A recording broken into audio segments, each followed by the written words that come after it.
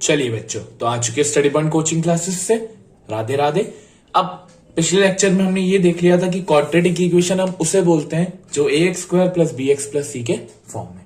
तो आज हम बढ़ते हैं कुछ क्वेश्चंस की तरफ कि हमको कैसे क्वेश्चंस आ सकते हैं या हमको कैसे प्रिपरेशन करनी पड़ेगी।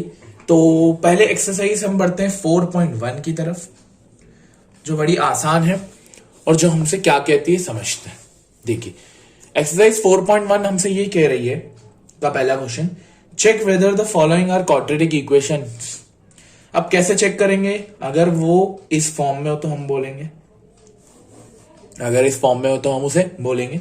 चलिए अब देखिए, इसके वैसे तो 8 क्वेश्चन है, हम कुछ ही करेंगे, कुछ आपको होमवर्क करने पड़ेंगे। हाँ बच्चों, अब 1 से सवा महीना बाकी है तो आपको थोड़ी आदत डालनी पड़ेगी, बाकी है इतना आसान कि आप कर लेंगे। चलिए तो पहले तो मैं चालू करने से पहले आपको कुछ बेसिक्स बता देता हूं कि कुछ आइडेंटिटी आपको यहां पर यूज आएगी, जैसे a प्लस बी का स्क्वायर, जो आपको पता होगा। मैं एक बार लिख देता हूं, a माइनस बी का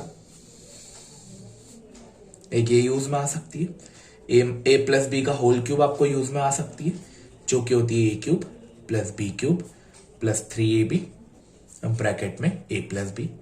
माइनस वाली भी सेम होती है। मेरे अकॉर्डिंग 3 आइडेंटिटी आपके लिए बेहतर रहेगी।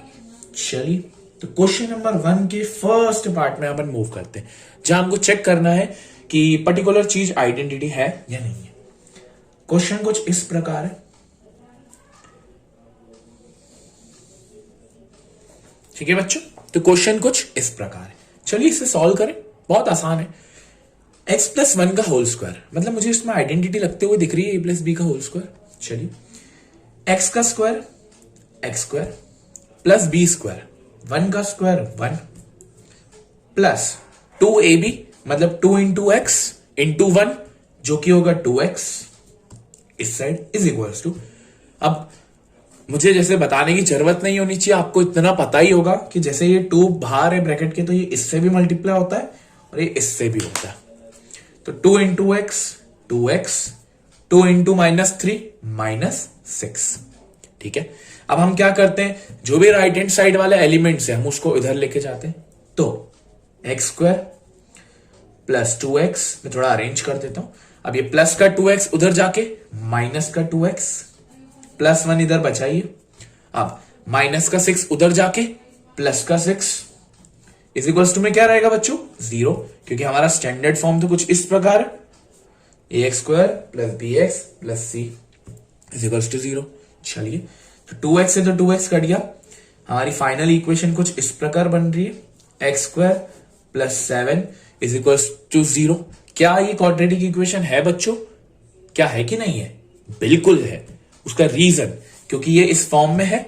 देखिए कोई भी एक टर्म स्क्वायर हो रही है और इस फॉर्म में भी हमें दिख रही है ax square plus c bx का। सर b कुछ नहीं है तो हम 0 ले सकते हैं, 0.x। तो इसलिए हम इसको क्या बोलेंगे? इट इज क्वाड्रेटिक इक्वेशन, ठीक है। इतनी चीज, इट इज क्वाड्रेटिक इक्वेशन।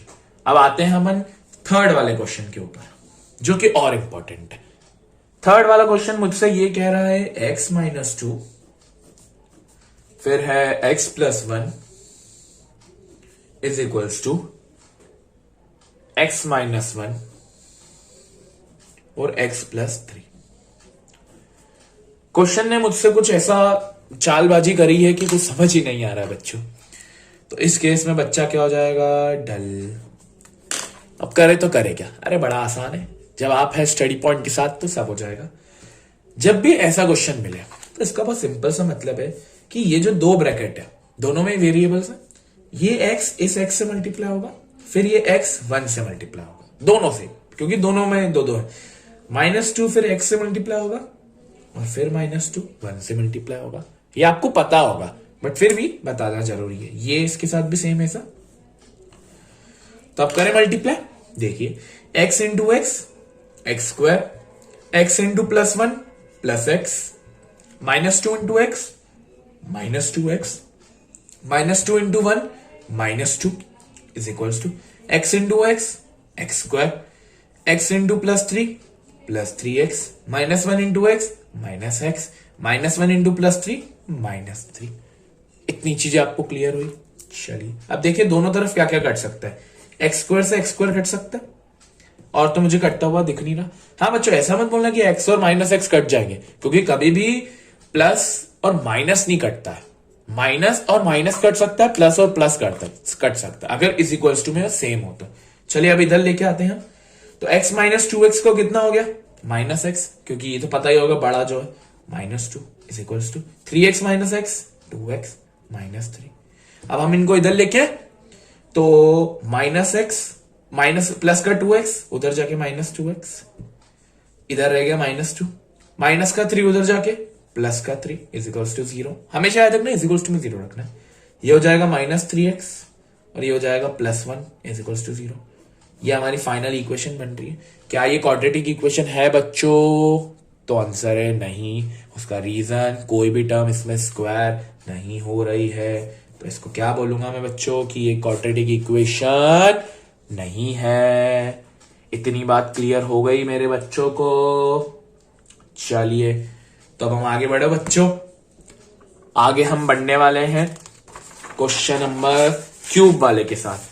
तो क्वेश्चन नंबर जो आपका आ रहा है 7th ही आ रहा है मेरे अकॉर्डिंग। हाँ जी 7th ही आ रहा है।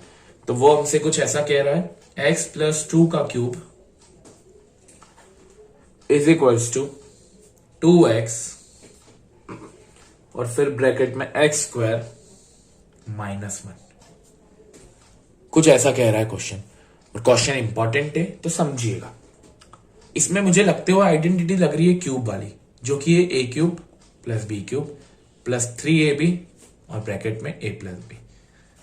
ये थोड़े बहुत 9th के कॉन्सेप्ट्स हैं, 9th की आइडेंटिटी है जो आपको याद होनी चाहिए, बट कोई नहीं, आपने 9th पढ़ी नहीं तो कुछ कर नहीं सकते। चलिए x का क्यूब x³, 2 का क्यूब 8 प्लस 3ab मतलब 3 into x 3x, 3x into 2 6x और ब्रैकेट में x + 2 is equals to 2x into x² 2x³, 2x into -1 -2x। उस वाला ब्रैकेट भी सॉल्व कर लिया हमने। अब x³ + 8 plus 6x into x 6x², 6x into +2 12x। बच्चा x + 2 को 2x मत कर देना, ये गलती भी मत करना कभी। Is equals to 2x³ -2x। अब मैं सबको इधर लेके आ जाऊं। देखो x³ प्लस का 2x³ उधर जाके माइनस का 2x³, फिर प्लस का 8, फिर प्लस का 6x² प्लस का 12x -2x उधर जाके +2x इज इक्वल्स टू 0। तो x³ - 2x³ -x³ क्योंकि बड़ा -2x³ है, +8 + 6x² + 14x is equals to 0। अब हमारी फाइनल इक्वेशन तो ये बन रही है।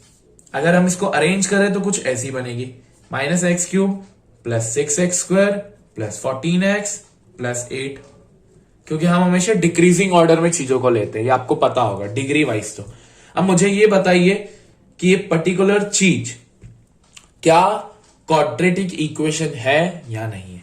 तो इसका आंसर है बच्चों नो। उसका रीजन क्योंकि because it is not in the form of ax² + bx + c। क्या ये फॉर्म इन्होंने लिया? नहीं लिया बच्चों, गद्दारी करी ना, क्योंकि पहले x³ आ रहा था फिर ax², तो मतलब ये फॉर्म बिगड़ गया। तो इसे हम क्या बोलेंगे, ये भी नहीं है, सॉरी ये क्वाड्रेटिक इक्वेशन नहीं है। आई होप आपको ये पूरा का पूरा कॉन्सेप्ट क्लियर हुआ होगा। पहला क्वेश्चन। अब मैं होमवर्क लिख देता हूं आपके लिए, क्या क्या है। होमवर्क आपका रहेगा कुछ इस प्रकार। देखिए क्वेश्चन नंबर फर्स्ट हमने किया था, तो क्वेश्चन नंबर 2 आपका homework. Question number I think so 3 मैंने किया था, तो 4, question number 5, question number 6 and question number 8। ये आपके लिए होमवर्क रहेंगे। मैं एक बार लिख भी देता हूं। जो आपका सेकंड वाला है वो कुछ इस प्रकार है। चलिए, तो ये आपके होमवर्क क्वेश्चंस है। अगर आपको इसमें कोई भी डाउट आए तो आप मुझसे बेझिझक पूछ सकते हैं। बाकी आप पूछें तो कमेंट में बिल्कुल पूछ सकते हैं। Thank you for watching this video. हम आपको मिलेंगे नेक्स्ट वीडियो में। राधे राधे।